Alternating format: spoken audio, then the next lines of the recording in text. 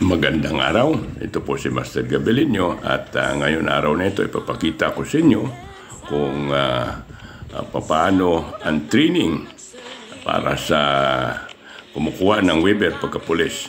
Sa waiver naman po, yung mga gusto magpulis na kulang sa edad, no?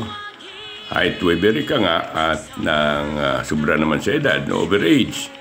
Punta lang kayo at titreningin ko kayo para mabigyan ko kayo ng certificate para sa inyong waiver pagkapulis. Yan, ngayon po ang atin tinuturuan na isang Muslim. Siya po ay si Padnisar Abdul Pata from Zamboanga. Pumunta siya dito para magkuha lang ng certificate for waiver pagkapulis. Ito po ngayon ang atin pinagtitrainingan ay bagong gym. Kaya ito ay inimbitahan ko kayo para pumunta kayo. At kung nakikita naman ninyo, tingnan naman, medyo mabilis-bilis na siya. No? Yun ang training natin dito. Ang tinitraining ko para sa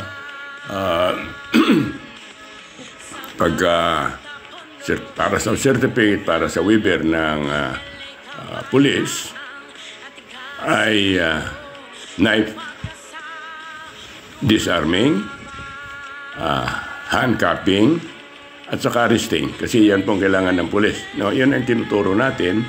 At hindi siya, ito kasi ang ating tinuturo ay hindi siyang aggressive. Kailangan natin sa mga ating mga kapulisan ay yun lang ang dapat matutunan nila. Hindi aggressive, hindi kailangan sumipa, hindi kailangan sumuntok. Kasi batas nga kayo, kailangan ay pag sinaksa kayo, pag tinutukan kayo, no, pag ayaw magpa-aresto sa inyo, kailangan natin ang arresting technique. Sa ngayon po, yun pa lang, puro tutok muna ang tinuturo natin. At nang matuto sila, no, ito si Fad ay pangilan araw pa lang ito na nagtitraining sa atin dito sa atin Bao. Kaya, inimbitahan ko kayo.